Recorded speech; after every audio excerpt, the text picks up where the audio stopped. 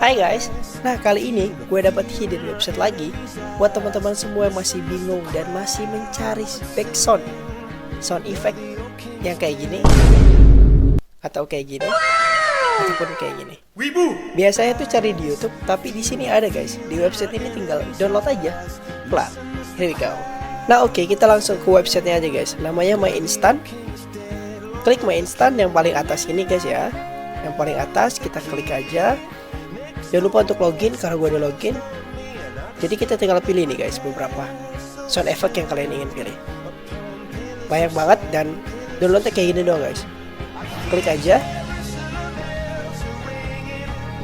Tinggal download MP3.